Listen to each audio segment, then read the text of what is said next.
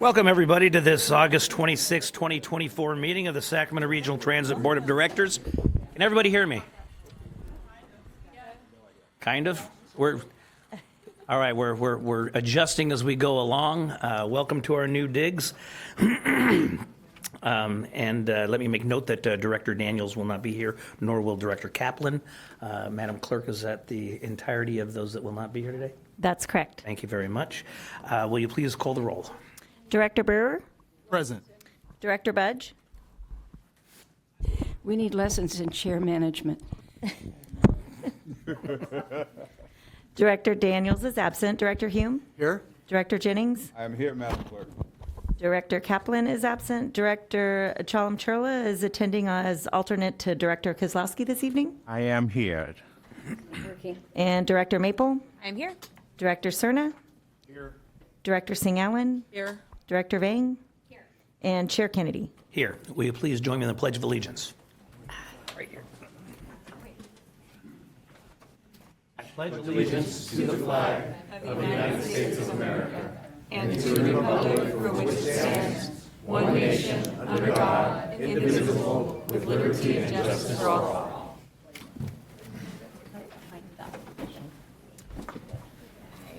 Thank you very much, and again, welcome everybody for being here. We're going to get used to our surroundings now. I will say I want to thank our newest member of our staff, Mr. Brewer. Oh no. We need to do something about Mr. Brewer not sitting over with the rest of the board members. So let's fix that next time. First item, please. Okay, do you mind if I read the Metro Cable Replace Statement? Please. Okay. This meeting of the Sacramento Regional Transit District will be cablecast on Metro Cable 14, the local government affairs channel on the Comcast and AT&T Uverse cable systems. This meeting is closed caption and webcast at metro14live.saccounty.gov. Today's meeting replays Thursday, August 29th at 2 p.m. and Sunday, September 1st at 2 p.m. on Channel 14. This meeting can also be viewed at youtube.com/Metro Cable 14. Members of the audience wishing to address the board should fill out a speaker card located at the rear of the room and provide it to myself or Adam. Once the item has been called, additional speaker cards will not be accepted. The time allowed for public comment is at the chair's discretion. The timer will chime when you have 20 seconds remaining, and then again when your time is up. Thank you very much. Is there any member of the board that would like to have anything pulled or discuss this on consent? Hearing and seeing none, I do have a card for item 2.1. Barbara Stanton.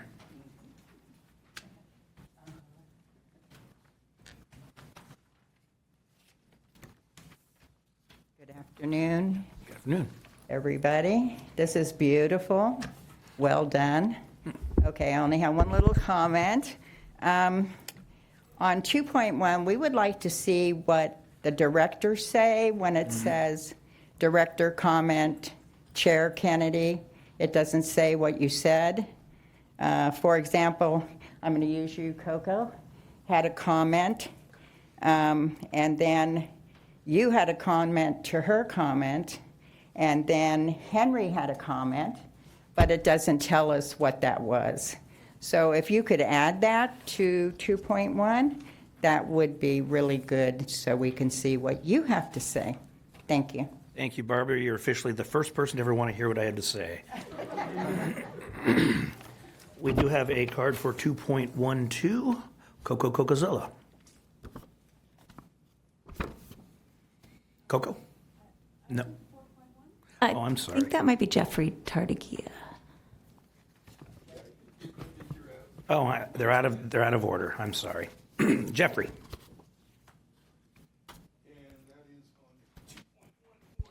Jeffrey, I got It says 2.12, but if you want 2.11, that's your prerogative. It'll work either way. I have put in written comment that regards to the various things that are submitted and directed to go to the general manager. You delegate to the general manager. When does the general manager respond and put the answers back? I don't see that ever happening. So it's when the general manager may put it in the general manager report, but when you delegate these things, there's a number of things, and I relate to is this, the first thing I got a hold of Henry on was dealing with the elevator for the I-80. It's now 8 years later, and we have finally where we're working on that project of I-80. There's other things that have happened and gone on in the past, and again, question is, when does something get resolved or answered? Very little time do you ever see it ever responded to in written.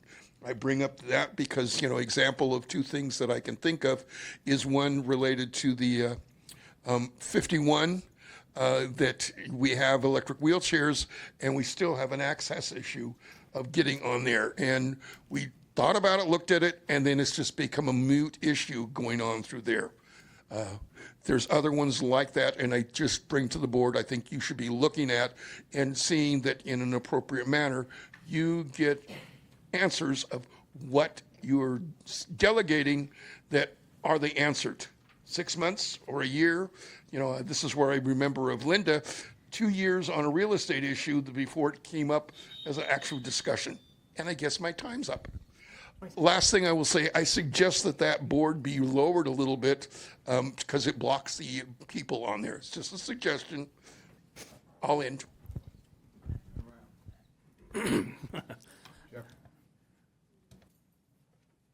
Thank you, Jeffrey. That's the last card that I have from the public. Is there anyone else from the public that would like to be heard? All right, is there a motion? Hearing none, I'll move approval of items 2.1 through 2.12. Second. We have a motion and a second. All those in favor? Aye. Opposed? Abstain? Next item, please. The next item, Resolution 2024-08090, commending Brett Daniels. So unfortunately, Director Daniels, who is leaving the board, was not able to be here either in person or he had some internet issues. He's out of town, so was not able to even call in. So I'm going to, at this time, just commence with this. We do have our certificate for and a resolution for Director Daniels for his service to the board, which was much appreciated. But we will be presenting that at a future date and provide him with all of his well-deserved accolades at that time. Do you want a motion to approve the resolution? Please. So moved? Second. We have a motion and a second. All those in favor? Yes. Aye. Opposed? Abstained? Thank you. Next item.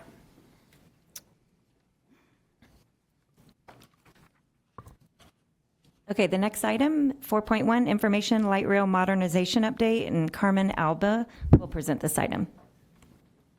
Good afternoon. Waiting for the presentation. Today I'll provide an update summary on the light rail modernization project.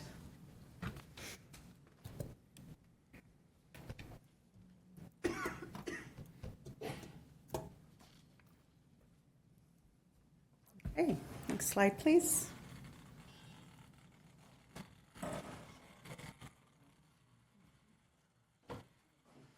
All station platforms throughout the system must be raised to 8 inches to accommodate the new passenger-activated bridge plates on the S700 fleet. Before the upgrades, our station platforms are at various levels. Some are at ground level, while others are at levels less than 8 inches high. The construction project is scheduled in phases 1 through 4 as indicated here. This required huge and frequent interdepartmental coordination and teamwork to shut down the light rail service, mostly during weekends, to allow the contractor to pour concrete at the stations. SACRT is adding 0.6 mile sidetrack or passing track at Glenn Robert G. Holderness Station to allow us to operate 15-minute frequency to the city of Folsom. Major construction began at the beginning of the year and is expected to complete towards the end of October. Revenue service is projected to begin as soon as late October or early November. We will soon operate our very first low-floor light rail vehicles, or LRVs, replacing an aging fleet with new state-of-the-art modern LRVs. We've received 20 new S700 LRVs. After static testing, dynamic testing, and burning testing, 14 LRVs are conditionally accepted, meaning that they are ready for revenue service. And all 14 will also be SAC-RT ready, meaning they're equipped with SAC-RT decals, programmed with stop announcement, and all passenger signage in place. The remaining 6 LRVs will become available. The remaining 6 are undergoing stringent safety and reliability testing and will be added as soon as they become available. Minimum LRVs required for revenue service on weekdays is 8 LRVs for single car trains on the Gold Line. For weekends, we need a minimum of 9 LRVs for both the Gold Line and the Green Lines. As we roll out more SAC-RT ready LRVs after September 1, we have additional 2-car trains and spare LRVs. However, should there be an unforeseen event like an incident or an accident, there is the possibility that we may use the legacy high floor vehicles in the Gold Line until we onboard all 20 LRVs. S700 LRV Siemens training for employees is about 95% complete for all active light rail employees. Leadership staff has met and worked with our labor partners to ensure that employee training, employee communication, and other project tasks are satisfactory and all parties feel ready. Staff hosted exclusive previews for light rail employees in December of last year, and they hosted a tour of LRVs for all employees earlier this year in February. Staff hosted several LRV tour events for the Mobility Advisory Council, the disabled, seniors, and bike advocates. One of our first events was in June of 2021 when the MAC visited the Siemens facility to tour the San Diego S700 trolley, which is the same LRV that we have here at SAC-RT. In August of 21, SAC-RT hosted 2 public hearing sessions to review a static display of the door and the ramp. In January of 23, we hosted an exclusive tour and ramp review for the MAC at the Siemens facility in Sacramento. Finally, we had two community events in June and August of this year, where we met with the MAC and also met separately with Sacramento area bicycle advocates. This slide indicates a summary of the items discussed at the MAC meetings this year. Examples of closed items or items that have been discussed and resolved include the exterior push-to-open button, the detectable warning tile, and the bike policy clarification. Items that are open and that staff is currently working on are in-person customer service support efforts, exterior ramp deployment tone, and barricades at Gold Line mini high ramps. These items will be addressed prior to launch. Items to be discussed in the future include between car barriers, bike racks, and the activation strip to deploy the ramp. Our marketing staff is managing the Community Assistant Program, or CAP. CAP is a volunteer program where SAC-RT employees are invited to play a key role in the launch of our new S700 low-floor LRVs by directly engaging with our riders and help them experience these exciting new trains firsthand. Employees have the opportunity to sign up for paid volunteer shifts to select light rail stations. Marketing staff utilized various tools as part of the communication staff to keep our riders and stakeholders informed. Some examples include producing how to ride and info videos, posting on social media platforms, hosting community events and pop-up events, and writing fun and interesting blog stories. This concludes my summary of the Light Rail Modernization Project. I'm accompanied by staff this afternoon. At this time, we're happy to answer any questions. Thank you very much. Is there any questions from, yes, Mr. Serta? Thank you. This may have been discussed at a prior meeting, but I haven't seen much about policy direction or the lack thereof as it relates to exterior wrapping for revenue purposes. I know they're shiny, brand new, blue, beautiful trains, But do we have a set policy right now in terms of whether or not those new LRVs are going to be wrapped, if for no other reason to augment our revenue?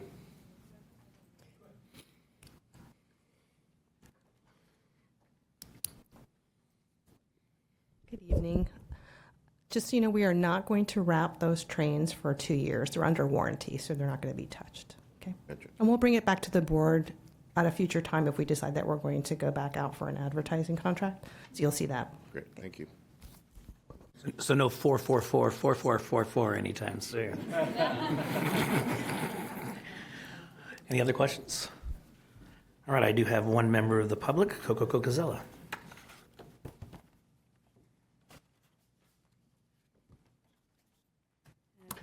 Good day, Coco Cocazella, member of Sacramento Transit Advocates and Riders. Before I ask my question, I'd like to say thank you to Tabitha and Jason for being continually nimble and addressing queries and concerns. That's incredibly helpful. And yourself, Chair Kennedy, for bringing that new item to the agenda. Much appreciated. I think I may have missed a little bit of the blur. My question relates to somewhat of transparency about things that are brought to the attention of the staff or board that aren't addressed necessarily nimbly. One thing that comes to mind, I think it was mentioned in your presentation, was the exit for the disabled. I think Helen has talked about that quite a lot. In my understanding of the history, it may not have been dealt with quick enough, but we can set that aside for a moment. What would be great is a little more transparency on how the decisions are made and what are the next steps. I think it gets confusing for the public when something is brought up that is addressed over and over, and we don't know why a decision was made to push it off or whatever. So the transparency helps. Yeah, that's what I wanted to say. Thank you. Thank you, Coco. Appreciate it. Any other member of the public on this item? This is an information item. So we will go to the next item, please, Madam Clerk. Next item, number 6, public addresses the board on matters not on the agenda. Okay, we do have quite a few cards. I'm going to call the first 3 at a time, and if you could line up and be ready so that we can keep things moving, that would be much appreciated. So the first is Julia, the second is Helen O'Connell, and the third is Jeffrey Tardigia.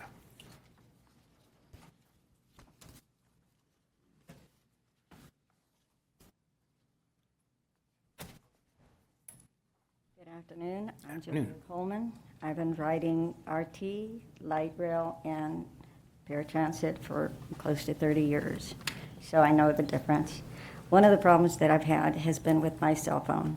I don't like technology, but there was a land ring just as soon as the RT outgoing message comes on, and then the sound of the radio coming on. We've been working on this, and I've been complaining about this for almost going to close to 2 years. But Jamie just heard the ring after it starts, and I just want the rings to stop. It's only on my phone. AT&T has checked my phone, and it's not on my phone. But I would like to have that ring taken off, and the sound of the mic or the radio, two-way radio coming on, the one that they use on the dispatch. And that has been a problem. But now that it has been verified, I've got a picture of the two numbers. One is the same number. There are two of the same numbers. One is on hold, and the other one I'm talking on. And I think hopefully we can get that taken care of. Excel is a basic mechanical tool, and I was wondering why it cannot be used when a passenger has no change, may have a $10 or a $20. Why can you not use the program and allow for that to become credit? Because all our bus... One more thing we need to fix. There's a lot that you need to fix. Okay. Too much. Thank you. That was it, right? My 3 No, you still have 5 seconds. That's it. I can't. Okay. All right, Jeffrey, followed by Helen O'Connell. Is Jeffrey here? Can you see me or do we need to move forward? I can hear you.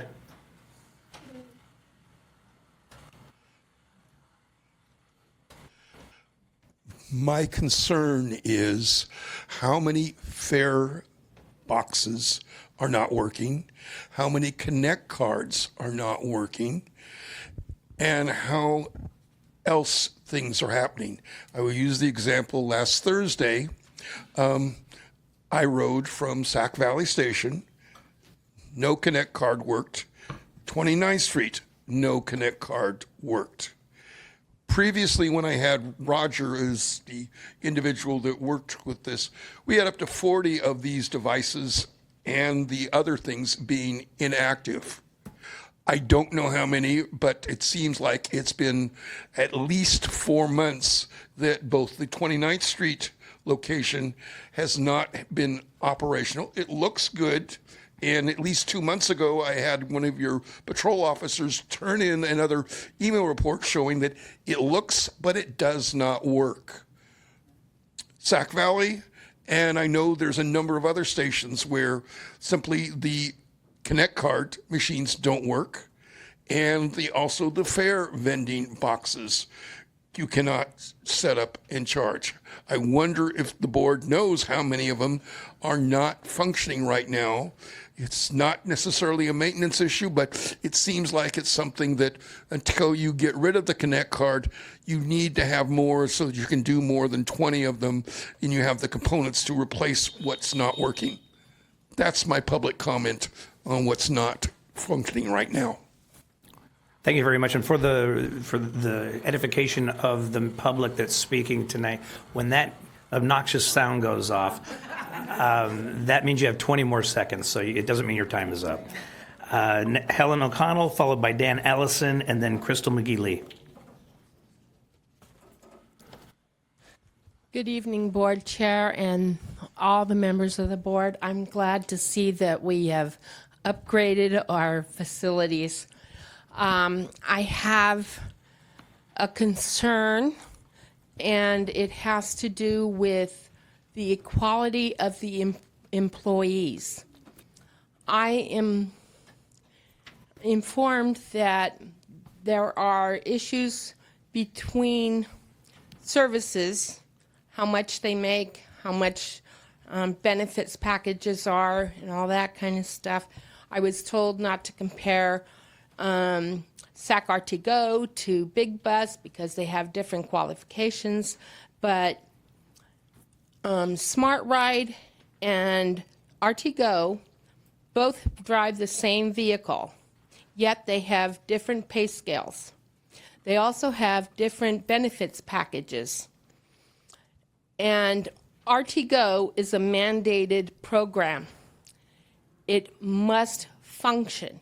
I would suggest that they have a comparable pay scale, and a pay scale that is competitive, so that we won't lose the people that are coming into RT-GO.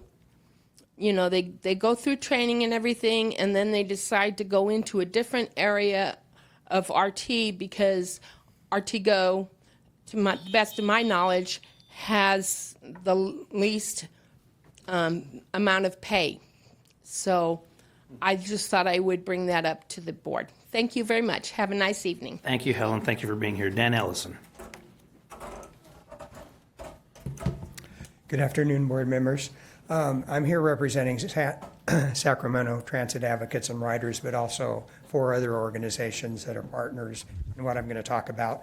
Ridership for the Masses, Barbara is here, SAC True, Civic Thread, Saba, and Jeffrey is an individual.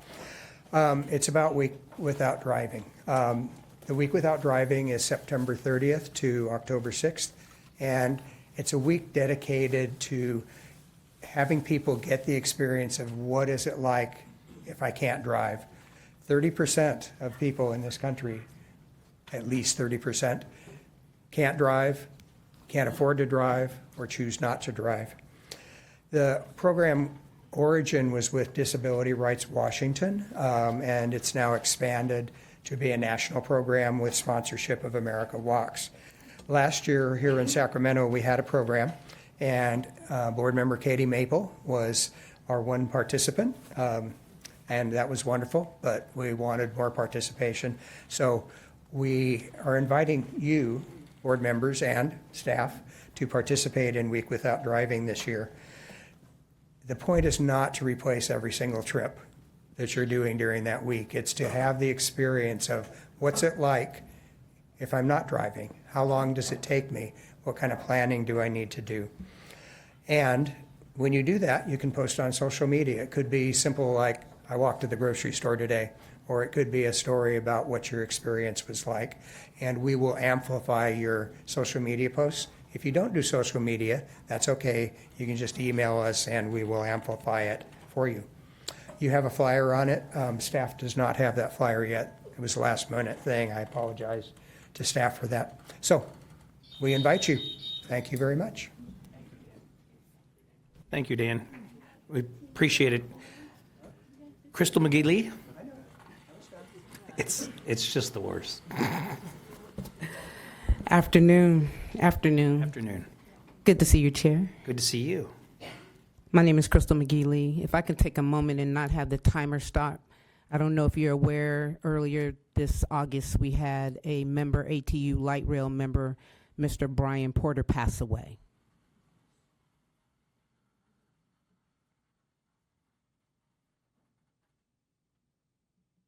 Thank you. But we bring joy. ATU brings joy. We have the first number one operator, Miss Joyce Adams Watkins. She will be retiring in September 1st. And so I thought this was more than appropriate to give her a hand. She's been working for RT over 40 years in transportation. So I wanted to extend that publicly to her as her president business agent. I'm here today, though. The reason I'm here to introduce myself to some new and some old is that we are still essential workers. And even though the pandemic is over, we still have some issues that I'm not sure that you're aware of. So I had Mr. Adams passing out some of the things, so paperwork that you, so you can kind of follow along with me. You'll be hearing reports from my ATU Safety Committee. They will be giving you an assessment on what ATU has looked at and has not looked at. I'll be reporting on some of the bathroom issues that we've had, the assessment on assaults. We took a 2-week snapshot before coming here today. I wanted you to address some of these issues. 84% of the assaults we're talking about in 2 weeks have been verbally assaulted. 16% have been reported daily. My comrade over here, he's going to talk about that. The assault reporting, 17% of respondents have reported that they've been when they've been told about assaults, reprimanded, treated poorly. This is immoral. This is the morality of the company. We have won awards, but there are still issues, and we've been coming to management and talking about these issues. Now, no pun intended, I'm not here to derail the train that we know that we want these low floors, but you will hear there are real issues going on with the low floors, these trains that we want to put out. We were not at the table when we started, some of these things were started in regards to these low floors. You will get this, you will hear this. As I know, ATU and the company, transportation under the FTA, we're supposed to be together when we do this. We're not. So I'm here not to bash RT, but to educate. Because before we put it out on the line, we're the ones who have to operate it. You're also, the letter that you have is for my bus safety manager, basically safety director. He couldn't be here. Bathroom excesses today, just today alone, we had a member who couldn't get to the restroom at Arden Del Paso because it was broken. And so that member defecated on themselves. You will see in this 2-week snapshot about how that is happening, the things in regards to the bathroom. I'm a 21-year vet. I love RT. RT has put my child through college, gone to college. I'm not here to bash RT, but I also am here as that young lady, Miss Coco. I'm gonna give you a pin because you said transparency. My staff will tell you it's principle before personality. This is not the personality in front of you. You will hear the principle behind why I stand before you today. Thank you. Thank you, Crystal. David Halford, followed by Brian Griggs, followed by Michael Bevins.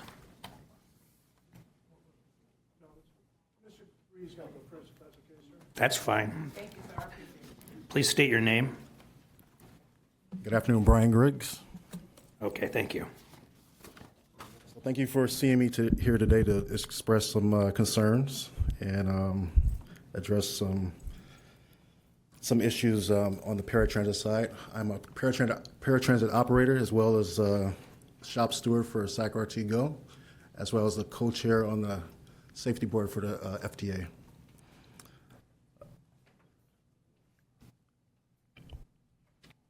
So I'm here to express concerns regarding the conditions of paratransit bus units that I have used and that my fellow drivers have used as well. In particular, the buses starting with numbers 3, 4, and 3, 5. While I understand that the majority of our units are properly serviced and cleaned, many are in less ideal conditions.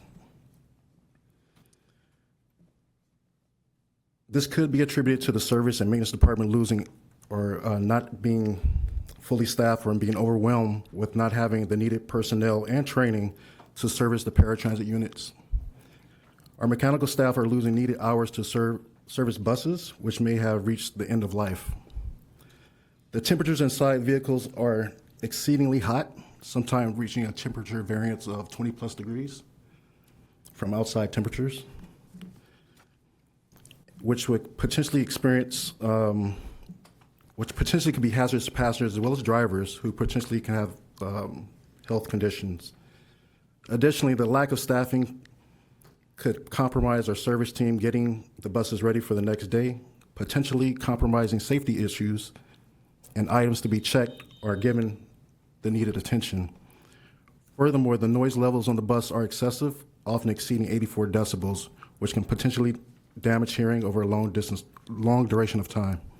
This is a serious concern, as prolonged exposure to such loud noise can have a lasting, long negative effects for health. Thank you. Thank you, Brian. David Halford, followed by Michael Bevins.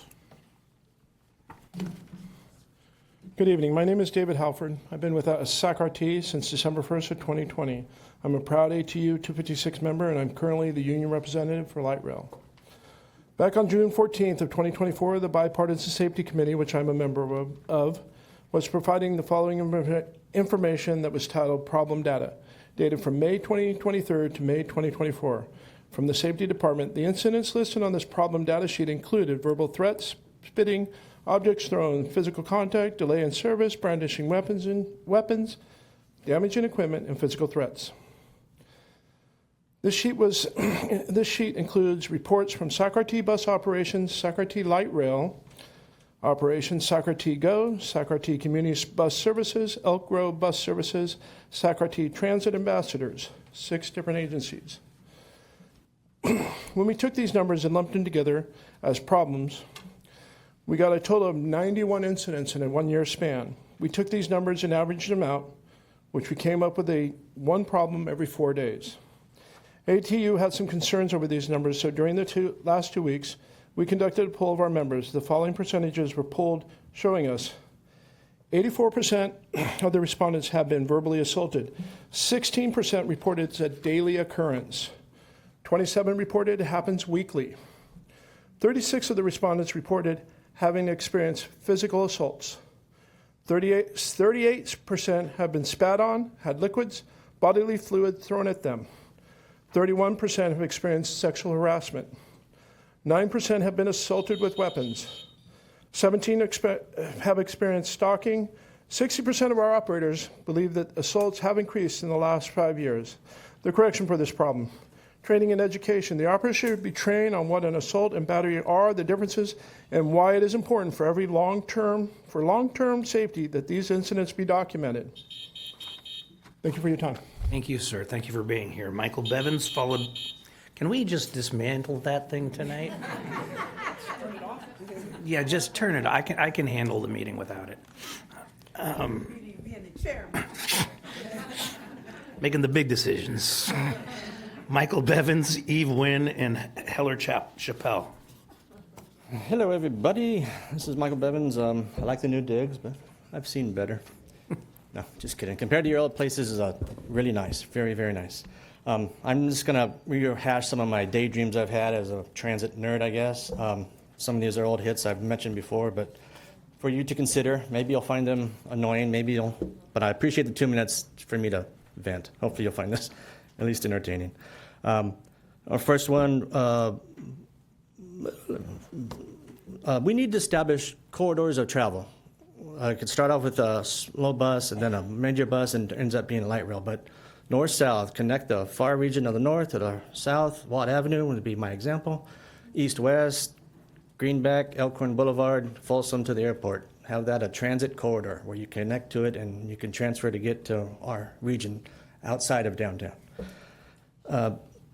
Ride free for the students, which is great. I've heard of the last go around, the funding got done, which is great. Now I just think we need to make sure the kids can use the bus to go to school, which is the point. We need to have every single school have access to a bus stop from SAC-RT. I mean, maybe not right in front of the school, but the next block over, the next major arterial or something. So the students can actually utilize the free ride they get.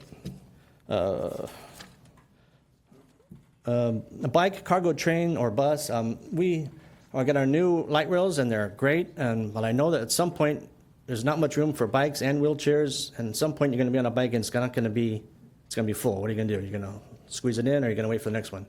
I suggest the old trains that we have, keep a few of them, scrap the rest for parts. So we'll have some parts, and make a train, a bus train, a cargo train that goes from Folsom to downtown 5 minutes before or after the regular run.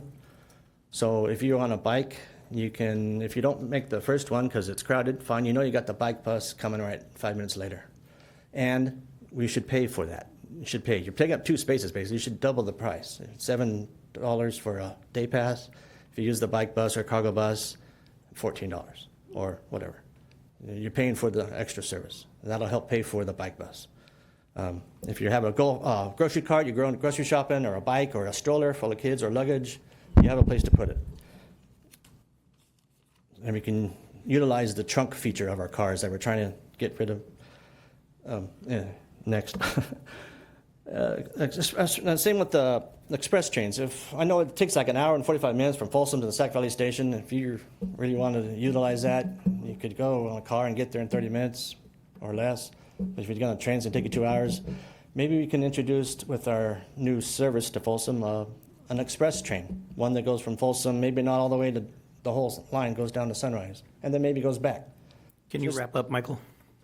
Oh, wait. Oh, well, you're the buzzer? I could buzz at you. Okay. If you like. No, I see it. 21 seconds. Yeah. All right. I'll just run down. Next one, the Green Line, the airport. We got a path for the airport, the Green Line. We should fill that path away with something so we can show where it is. Make it a nice bike path. Make it up transit. The bus would go where the train's going to go, and then it'll demonstrate where the future train will be. Thank you, Michael. Thank you much. Eve Wynn, followed by Heller Chappelle. Hi, I'm Eve Wynn. I'm the union rep for the Elk Grove Division. I've been at the Elk Grove Division for 18 years, been with RT for 5. And the issues our drivers are having are the children that ride our buses are cursing at the drivers, threatening them, and smoking marijuana on our buses. This is an ongoing issue. Our drivers are frustrated and they're driving unsafe because they're so upset. And the solution to this would be for someone from Regional Transit, maybe contact the schools and maybe suspend the kids from riding if possible, because this is a safety issue. And that's all I have to say. Thank you very much.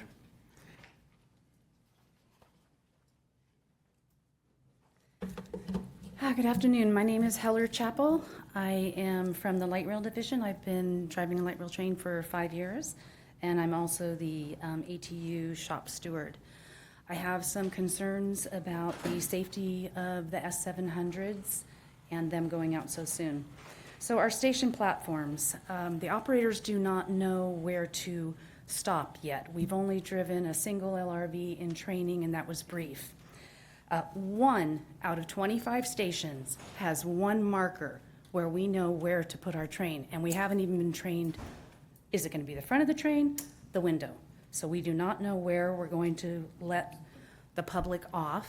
So it's very important that we don't stop short or long because of the tall platform. So we're concerned about that. The light rail vehicle itself, inside of our trains are tripping hazards, and they have not been properly or visually marked, which our VP of Operations, Carmen Alba, has been made aware of. We have 6 days until launch. The handrails. I am a statuesque 5'2". That's where the handrail ends. I cannot take care of myself if the train goes quickly. So at 7:15 this morning, I had more than 18 passengers standing. At our meeting with the VP of Operations, Carmen Alba, she suggested that we have safety traps to hold on to. We agree that this should be done and before the trains are put out into service. Operators exiting the LRVs, operators have to use route selectors and switches, which involves exiting the train. The step down out of the train can be as high as 30 inches. This is unacceptable. Cal OSHA regulations stipulate no more than 18 inches without assistance. We are required to have 3 points of contact.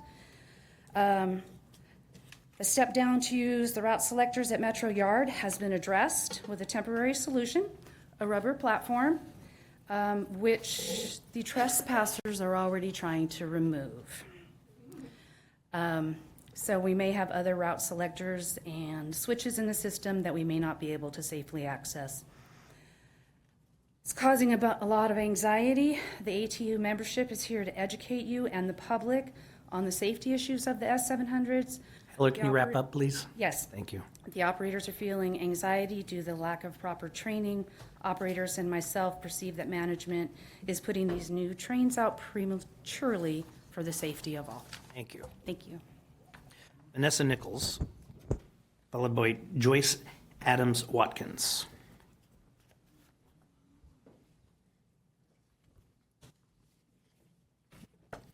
Good afternoon. My name is Vanessa Nichols. I'm a CBS operator and the shop steward for that group.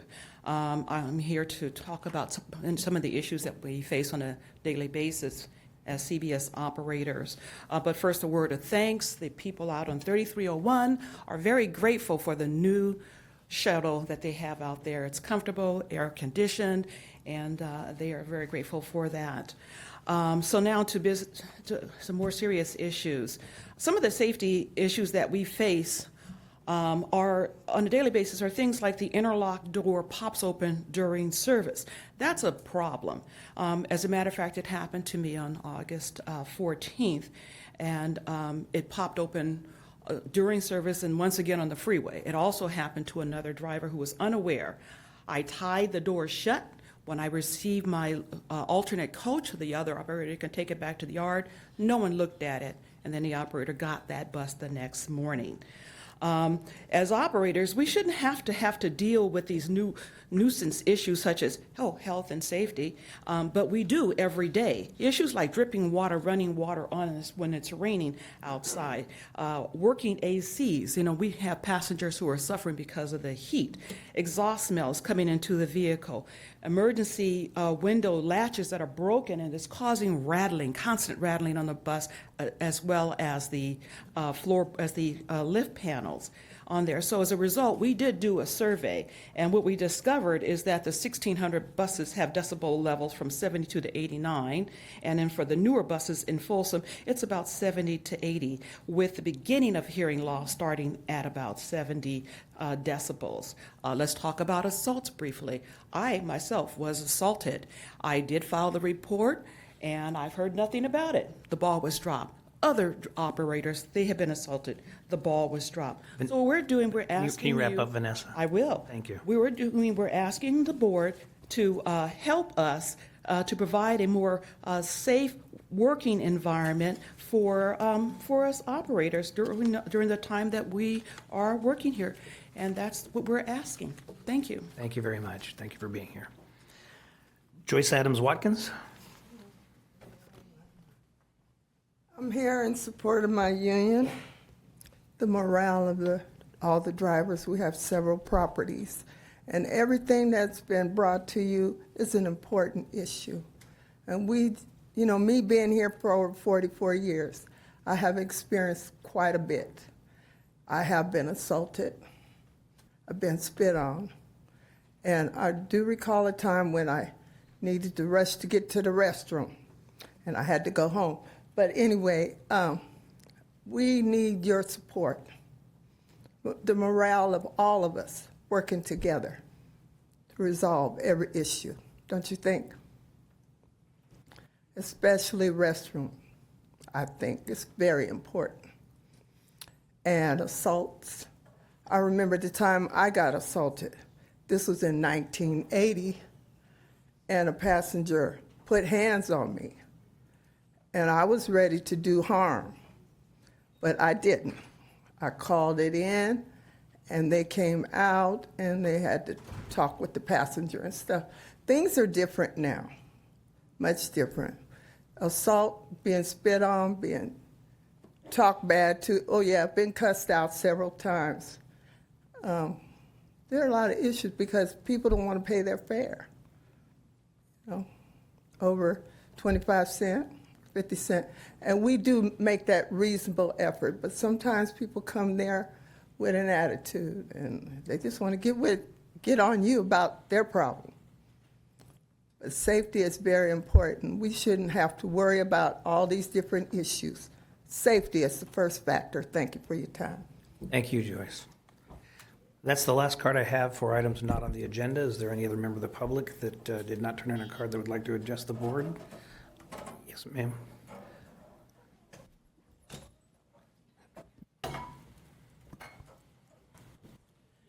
Thank you. My name is Ann Pruitt. I'm a current employee of Regional Transit Sacramento. This is my first board meeting, and I do thank you for this opportunity. I'll try to make it quick. I'm coming to you as an employee with some safety concerns with my fellow coworkers. We have recently transferred from a mobile trailer into the 1400 29th Street location upstairs.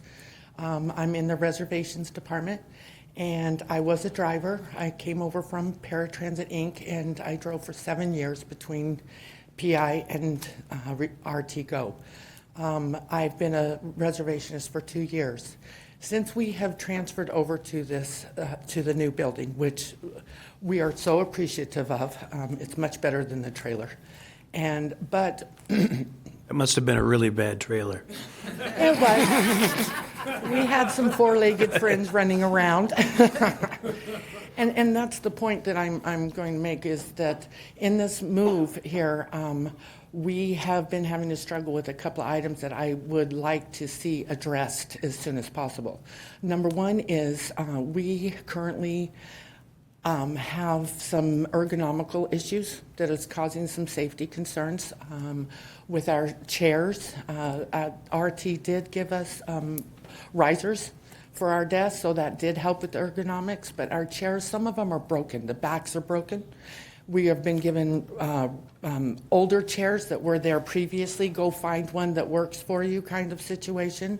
I personally have a new chair because I had a workers' comp injury that did provide me with an ergonomical chair, but my coworkers do not.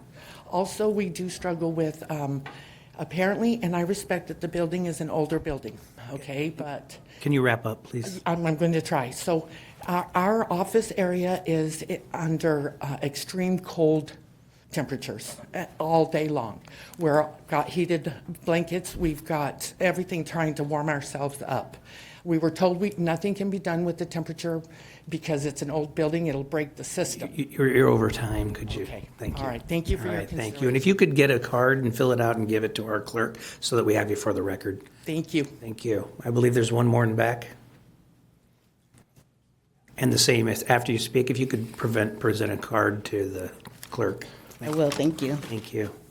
My name is Artemius Moye. I'm a light rail operator. I've been with the company for 12 years. My operator number is 3481. There's several issues that I would like to discuss, but I know I don't have a lot of time. I just want to say that I don't know how long you guys have been here, but there was a police officer that was shot at Watna 80 Station. So now we have light duty people and maybe a few security guards. But no one really wants to be at Watna 80 Station if they don't have to, and have 5, 6 people on light duty, I don't know, helping customers get tickets. But there was a police officer that was shot there years ago. It's not safe at Watna 80. So I know you're breaking ground and you got your pictures and you're going to redo it. It's going to look all nice, but it also needs to be safe at the same time. We have several issues. The new trains that are coming out, they look great, but the aerodynamics of the chair, we're used to things where someone can come in and train us and teach us how to press all the buttons, but now there's not enough room for a trainer to get in there with you and show you everything. The person has to stand on the outside of the cab behind you to assist you. And if I'm training someone, because I'm a driver, I wouldn't feel safe training someone standing behind them, because if I now we have to go into emergency braking because there's someone in front of us. I can't reach the handle from behind the chair. So getting on and off the train in the yard is unsafe. It's like 3 feet up and you have to hop down or hold on to each handle and step off backwards.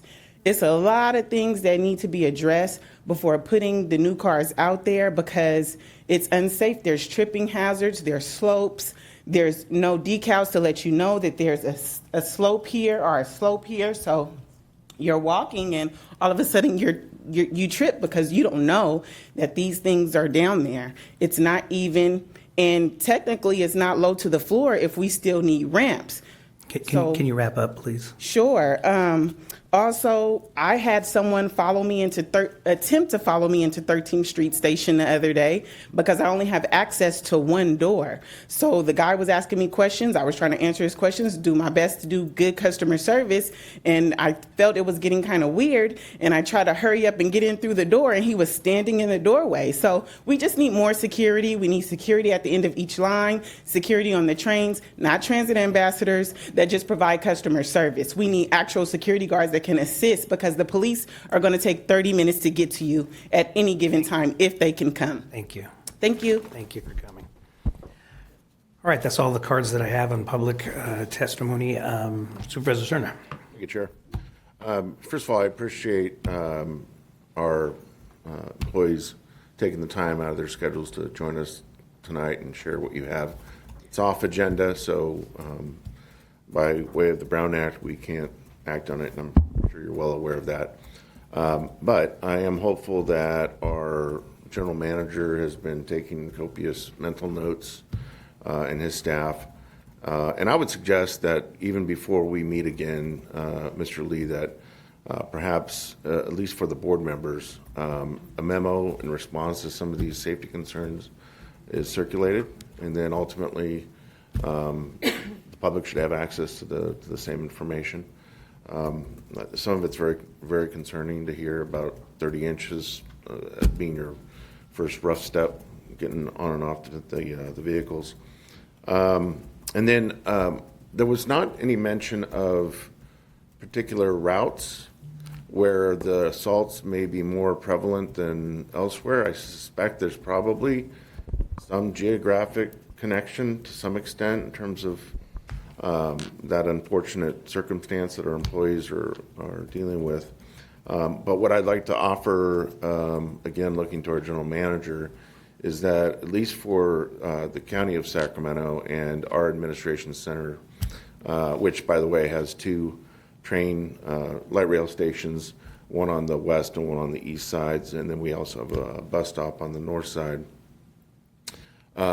We're going through a process of working with the Downtown Sacramento Partnership to enhance safety, not just around the county admin center, but several blocks in and around that. It does include the center. And that's in large response to the fact that our employees, county employees, are unfortunately grappling with some of the same unfortunate circumstances with assaults and unruly behavior. So I would encourage us maybe to at least have a conversation, Mr. Lee, with Mr. Villanueva, our CEO, to see if there's some added benefit that we might explore together in terms of the resources we're deploying, working with DSP, that might actually help with some of what we're hearing about today in terms of our employees being the target of assaults and other unfortunate behavior. Thank you. Thank you. Director Sayal. Thank you. Thank you, Director Cerna, for those very thoughtful comments. As an extension of some of what you stated, there was a speaker that referenced Elk Grove. I'm curious if it's the city of Elk Grove or is it Elk Grove Unified School District, which spans beyond the city of Elk Grove. So I'm very interested in knowing the routes as well so that we can hone in on some of the troubleshooting for that. But I appreciate everyone coming out. It's the routes where the kids take the 111, I believe it is, and the 110. It's the kids that CO. We can take this offline. Yeah, we can do that during the offline. meeting. Thank you. I appreciate your participatory spirit, though. Thank you. Thank you. I appreciate that because I have a 2x2 with the school district, and I would like to bring it up, but I just want a little bit more information so that I know district-wide versus the city, and then what specific schools, so we can help navigate through that. So appreciate. Thank you. You, Director Maple. Thank you, Chair. And I just want to thank you all for coming and for sharing your stories. I know it's not an easy thing to do to come to share some of the, especially some of the things that I saw in here that are difficult to talk about, right? And so I just really want to appreciate you for taking the time to make sure that we know how you're feeling. And I just would really be interested in an update, maybe at the next meeting from our general manager on how conversations are going with the union as it relates to these concerns. Thank you. Thank you, Director Maple. Any others? Okay. Chair Kennedy, we have Lisa Hines on Zoom, our VP of Safety, and would you mind if she made a comment? I'd rather not at this time, being that this isn't a noticed item, that she'll have an opportunity, as board members have requested, to participate in the next meeting. Thank you. Was that okay, Olga? I appreciate that. Okay, then seeing none, I too want to thank everybody for being here. It's always great to have the public here, but to have our cherished employees here is it's a good thing, and you make us better. So thank you. All right, next item, please. The next item is the general manager's report.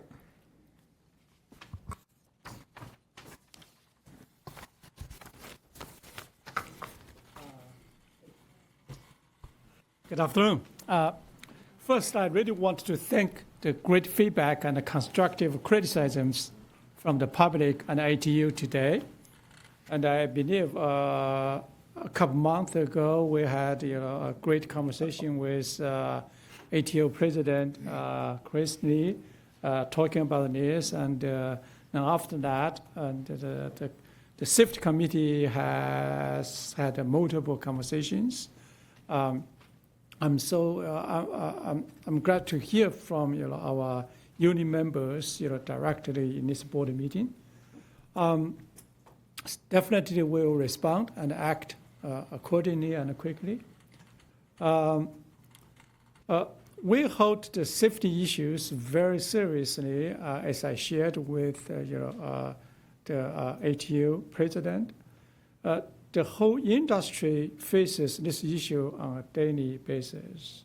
And the industry has been aggressively looking for innovative ways to address this type of issues.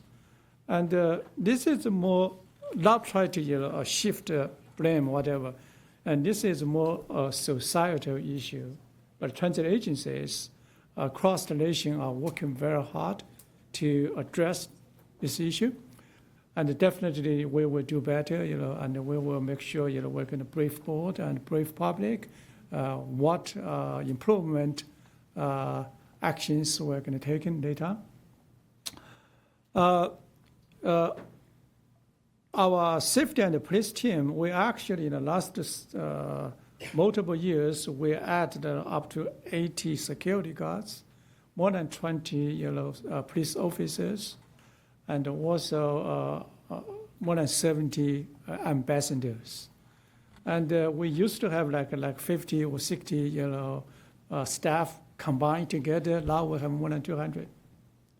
So it's just something we have to continue to looking for innovative ways to address this issue. There's one specific concern I just want to address here. Normally our police team respond and act quickly to work with our law enforcement partners throughout the region to catch the bad actors. However, I realize based on what a couple operators' feedback, we may not have shared with our operators timely or properly with what steps and actions the police department has already done. I think we need to share that with you guys quickly and in a proper way. Hey, we have done this, and we have not done this good enough. So we're going to better communicate with you guys and make improvement quickly in the future. For the transparency purpose, I want to point out that in the GM report 8.1.c, there's a new item we added from now on called Sacramento staff's customer service responses to feedback and comments from previous board meetings. Because every board meeting we wrote the order feedbacks. Then we immediately because the second day is our EMT meeting, we immediately assigned the tasks to address these issues before the next board meeting as quickly as possible. So we try to keep this type of feedbacks, transparency, for the transparency purpose, try to share, what we have been doing, and to the feedback and comments from the public from the previous board meetings. For example, last board meeting, Mr. Dan Allison raised the issue, and after board meeting, our CFO spent some time with Dan, and to explain, address the concern in the question, which I believe is reflect in this report. So just Coco, please let us know if this report does not capture or we missed anything from previous board meetings comments. Then we can further improve. Then I just wanted to say something. As shared during the comments presentation, let's do the presentation. We are extremely excited for the launch of our new low-floor vehicle service on Gold and the Green Lines next week, next Friday or Saturday. This is truly a historical moment and one of the largest undertakings in our agency history. I hope everyone can help us celebrate this milestone as we host a press conference on Tuesday, September 3rd followed by a community celebration event at our township line light rail station. We're very honored to have 3 members of U.S. Congress, our state delegation. I think right now we have 4 or 5 state legislators, and the FTA and the CalSTA top officials attending and speaking at the press conference, which is unprecedented. And with this $500 million investment in this, our light rail modernization and expansion program. Then second, I'd like to share a couple of pictures and photos. As you know, Director Sarah and Director Kozlowski visit South Korea as part of our region's economic delegation to build partnership between Sacramento and the city of Seoul, the capital city of South Korea. As you can see, they have a world-class public transportation system with record ridership and a booming economy. Now they have over 3.4 billion rides annually, which is more than New York City transit. And that's just amazing how many rides they have. And okay.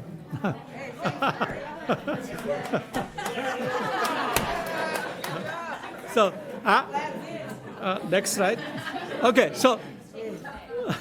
so actually this slide really just shows how clean the train is. Look at the floor. It's just. You could eat off it. You can sleep on there, I mean, and also, the system, the public transportation system, with best of the best accessibility and connectivity. I think their train headways are like 2 minutes. Yes, Like 2 minutes. They never have to wait.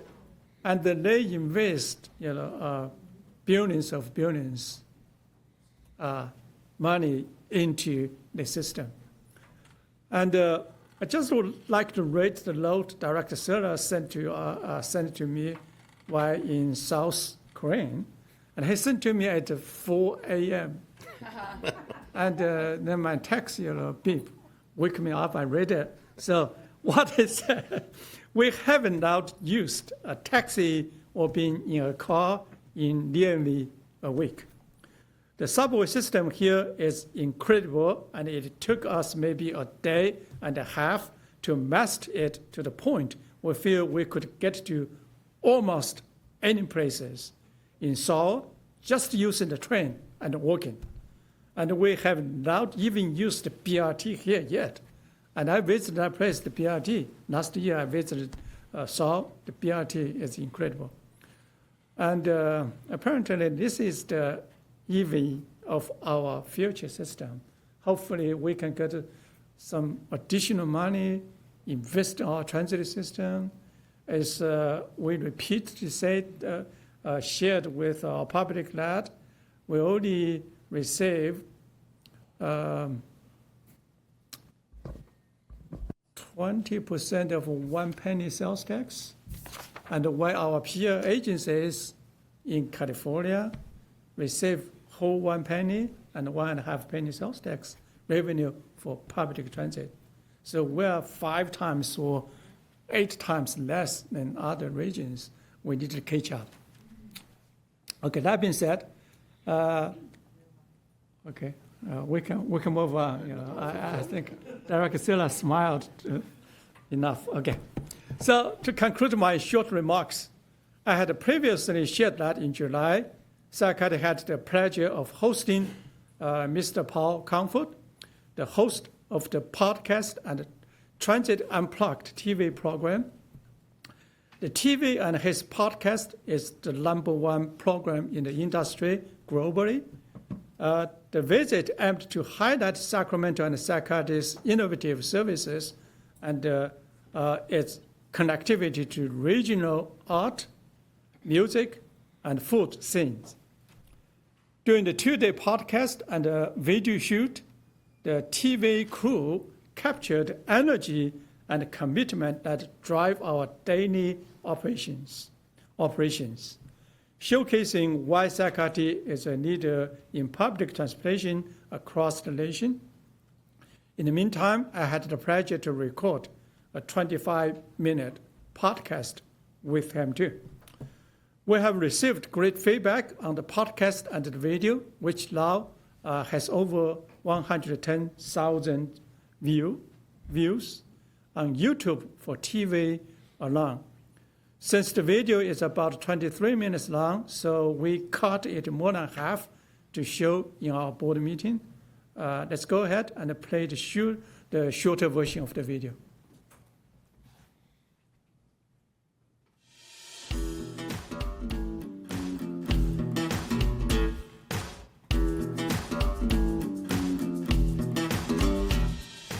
I'm Paul Comfort in front of the Capitol in Sacramento, California. This state's the 5th largest economy in the world.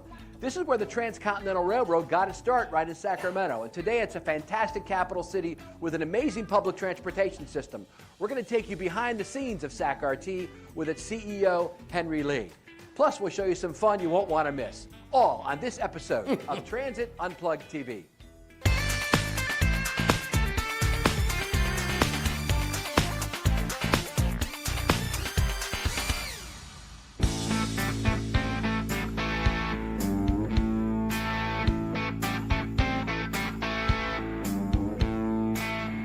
Henry, we're here where it all started. Mile marker 0 on the Transcontinental Railroad. Welcome to Sacramento. Yes, over 150 years ago, this railroad was built, and this changed the whole region and the whole nation. And this put the city of Sacramento on the map of the nation. And it all's right here in Old Town, Sacramento, which reminds me like of an old Western town. This is where the gold rush and all that happened.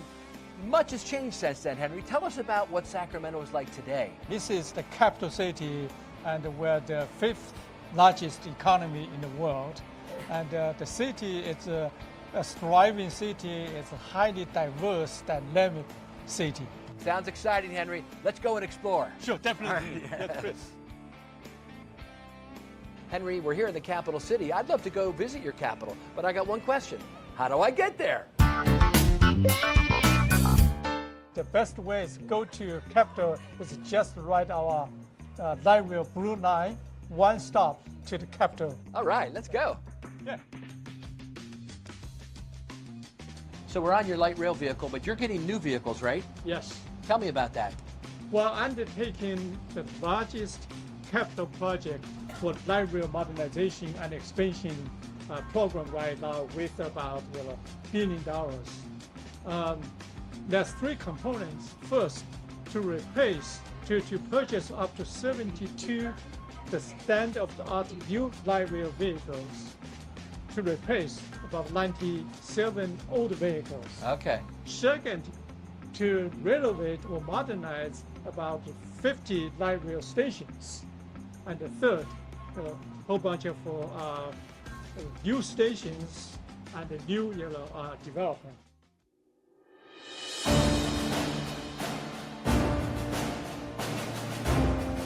We toured the Capitol building with its fantastic dome, saw the historic offices,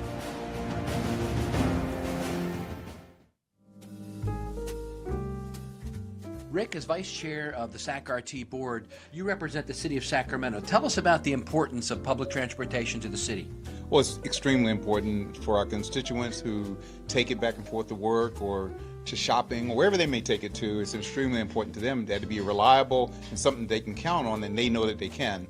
It's an incredible opportunity for us to present public transportation to our constituents here. But also, we have a program that we want to get to our young people early so that they understand the importance of public transportation. We have a program called the Ride Free program.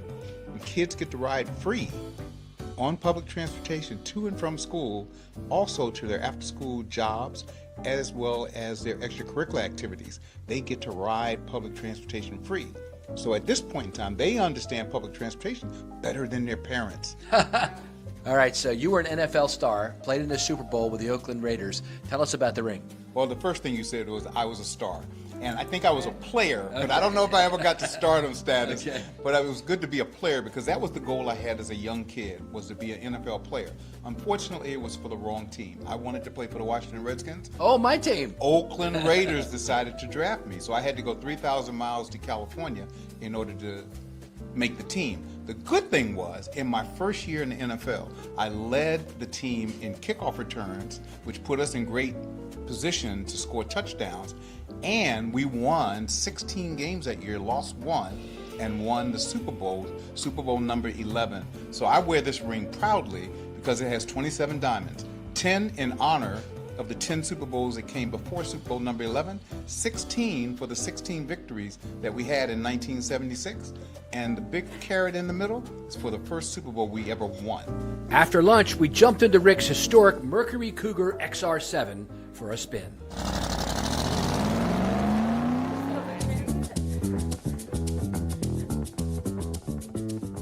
So tell us where we're at. Hey, we're over at the Real-Time Information Center. This is a collaboration between Regional Transit and SAC PD. We've been over here since 2017. It's an agreement between the City of Sacramento and Regional Transit trying to combine our resources as two agencies. This is kind of the central nervous system for Regional Transit Police Services over here. We're the dispatch center. So every light rail station has a voice of God installed at the light rail station. We've installed it since 2018. It went live. Since that date, we have done approximately 30,000 PA Voice of God announcements. This is for nuisance types of calls, anybody that's loitering, anybody that's causing disturbance, smoking, anything that we don't want to happen on Regional Transit property. This is Regional Transit Police Services monitoring the 13th Street Light Rail Station. We are currently doing a test of the PA system for the patron that's currently on the CRC Sunrise or Folsom Bound side. If you hear this announcement, if you can give us a thumbs up in the air, we would appreciate it. Thank you. You have a great day. Next, we headed over to their bus maintenance garage. A bit of history, Paul. Before light rail was started in regional transit, we actually maintained the historic trolley that you see at light rail and you will see later on, and they kept it here at bus maintenance. And these two pieces of metal are the last bits of rail left in the original trolley system. Wow. Paul, great to meet you. We're here at the site of a great public-private partnership you've got going with Henry Lee's group, SAC-RT.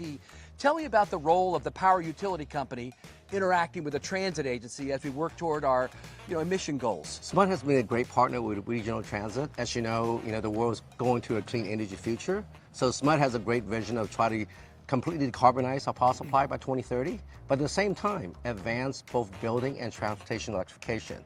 So certainly, regional transit, so SMUD plays a huge role.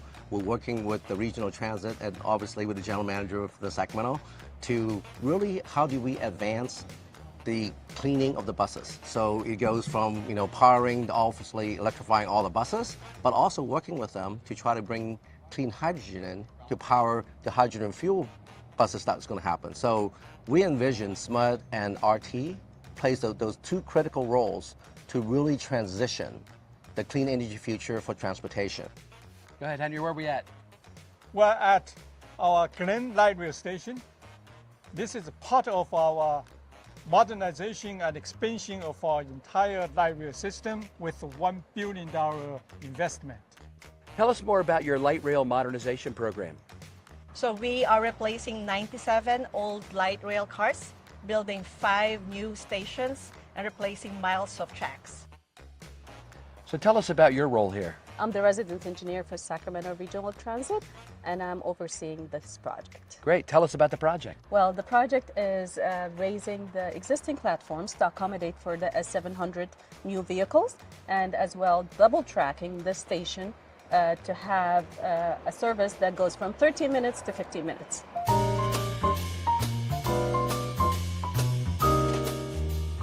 You've got some amazing adult beverages out here in Sacramento. Tell me about that. Well, everybody knows about Napa Valley, but people don't know that Sacramento actually, within 60 miles of Sacramento, you have more wineries than anywhere else in the country. That's amazing. So what makes this area so special for wine? A lot of it's the soil, but also the climate. You'll see Sacramento, as you have noticed, can get hot, but that's very good for certain wines like Cabernets, Zinfandels, Barberas. Then when you get closer to the coast, you'll start to see more whites. And so it's really zone by zone what wines you'll find. That sounds great, Patrick. Let's try some. I look forward to it. Patrick, in your role as chairman of the board for SAC-RT, you have another role too, right? Tell us about the roles you play and the role of the community support for public transportation in Sacramento. Not only am I the chair of the Sacramento Regional Transit Board, but I'm also chair of the Sacramento County Board of Supervisors. So that gives me an opportunity to really be in touch with the community in multiple ways. So tell us about the community support for public transit. We're really fortunate in Sacramento to have tremendous support from the community, and that's really shown by the numbers that have gone up since COVID. The national average is somewhere in the 70s as far as the amount of riders that were pre-COVID and after COVID. We're up in the 90s, so our community really embraces regional transit.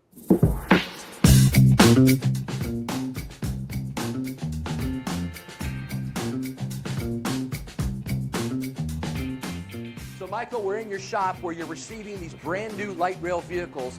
Tell me about the process of getting a new light rail vehicle. When Siemens manufactures them, they deliver them out to a local street. We tow them into the yard, and once they get into the yard, we do a receiving inspection. We basically go over the whole top of the car, the bottom of the car. We look for things that might have happened during delivery. And how long does that whole process take? Approximately 3 to 4 months. Very good. Tell me about the new light rail program here at Sacramento. Sacramento Regional Transit is getting up to 76 brand new vehicles, the new S700s made by Siemens. They will be replacing a fleet of 76 in the future. How much do they cost, and what does this mean to the citizens of Sacramento? Each vehicle is estimated around $5.1 million each. It will be a great benefit to the community. New trains, new low-floor trains for the community. This will be just a real a gem for the community. Rita, we're here at Old Folsom Prison where you work, and tell me about your ride. You ride SAC-RT's paratransit system every day to work, right? Yes, I have been doing it for down here for almost 10 years now. That's great. And how is your ride today different than what it used to be? Oh, a big difference. Okay. Before I used to ride Elk Grove, and they used to bring me all the way straight here. Then they stopped. And I would have to take either a bus to a pickup point for SAC-RT, and then get picked up there, taken to the light rail, then get a shuttle from there to here. And Big, long process. Over 2 hours. Oh, my goodness. And what's it like now riding paratransit? Now they pick me up at home, and I come straight here. How long does that take about? Coming to work is about 45 minutes because it's 6 o'clock in the morning. Thank you for sharing your story. You're welcome. Yeah.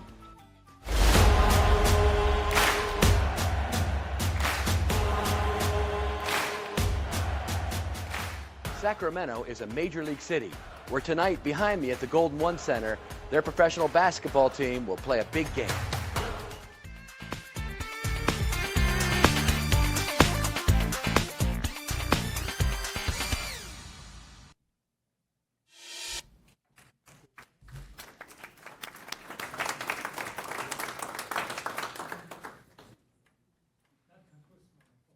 Okay, thank you very much. Are there any questions from the board? I have no cards from the public to speak, so we'll go to the next item. No, the only thing I would say is I'm really glad that that RT was represented on the trip to Korea. Both our mayor and our vice mayor went on the trip, and we're waiting for reports from them. But it was really an amazing experience. We are being asked to consider a sister city outside of Seoul, and of course we have Synergex in town, so there's lots of connections there. Great, thank you, Director. Any others? All right, next item, please.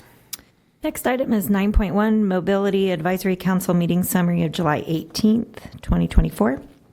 Any questions? Next item. Okay, next item, 9.2, San Joaquin Joint Powers Authority Special Meeting and the San Joaquin Regional Rail Commission, San Joaquin Joint Powers Authority Joint Special Meeting Summaries of July 18th, 2024. Any questions? Hearing none, next item, please. 9.3, the Sacramento-Placerville Transportation Corridor Joint Powers Authority meeting summary of August 5th, 2024. And Director Budge, do you have anything to add? I don't think so. I think that was one Pat missed. I did miss it. Yeah. Okay, we do have one card on this item from Jeffrey Tartagia.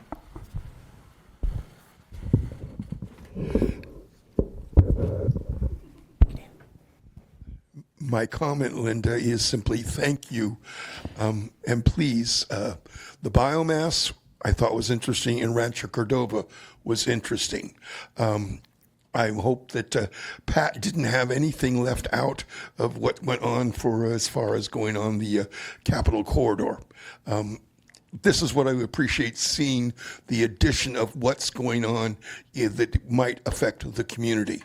And biomass is something that's being discussed actively, and that's a whole area that, as you say, it's been 100 years, so there's an impact there that hopefully it doesn't occur, but El Dorado County does need to deal with the fact that there's a lot of dead forest. And that's my comment about public comments. Let's just clarify that biomass is an issue being discussed in El Dorado County, and Jeffrey is correct. They do have a lot of opportunity. They also have an old, what I think is a lumber plant, somewhere down the line between the county line and Latrobe, that they are thinking about using. And it is a huge effort, and Jeffrey's correct. It's been well over 100 years since there was heavy rail on this track, and now it's because of all the variety of uses that I have reported on and Pat has reported on that are actually taking place on the line. The addition of heavy rail track or heavy rail train would really have a significant impact on the line. Thank you. No other questions, comments? Okay, that takes us, we will be recessing into closed session, and I will have the clerk read each item. I do have a public comment on item number 13.1, so once you've read that into the record, we'll take public comment. Okay, item 13.1, conference with real estate negotiator pursuant to Government Code Section 54956.8. Properties 1400, 1414, 1514, and 1516 29th Street, 2812, 2814, and 2824 N Street, 2811, 2815, 2817 O Street, and 2831 P Street. The APNs, there are 6 APNs with the first numbers of 0070273. The last 3 numbers for those 6 are 003, 004, 008, 014, 015, and 022.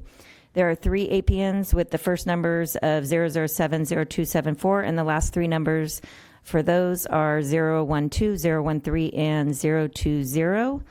The agency negotiator, Christopher Flores, Chief of Staff, VP of Real Estate, and Ryan DeAngelis, CBRE Inc. And the negotiating parties, Code Solution Inc., Retirement Housing Foundation, City of Sacramento, and under negotiation is price and terms. Thank you very much. Jeffrey Tartagia. Well, you have me back again. And the question and concern is that, once again, appreciate the fact that in the agenda there was no listing of public comment, but as being here, finding out that you could make a public comment in regards to this subject. I guess I shouldn't say anything about who's interested in your lovely RT property, but it is something that I hope some information will come further about if it's dealing with, should we say, transportation and affordable housing and some other issues related through there. So I'm hoping a report will come out explaining these things. In the past, when we've had closed sessions, it's not very clear about what is the outcome of that. The same thing will be about the other, but appreciate the fact that, for this, they did allow some public comment, and I took advantage of it. Thank you very much, Jeffrey. We would expect nothing different. It is interesting that on most of the boards and commissions we sit on, first of all, their public comment is always welcome and accepted for closed session items. Most people don't know that and don't take advantage of it. On the second item, as far as you understand, this is, and one of the exceptions to the Brown Act, why we can get in closed sessions, because we're going to be negotiating real estate, and it would put the district at a very strong disadvantage if we were to negotiate in public. So thank you very much. That's all the comments I have there. Next item.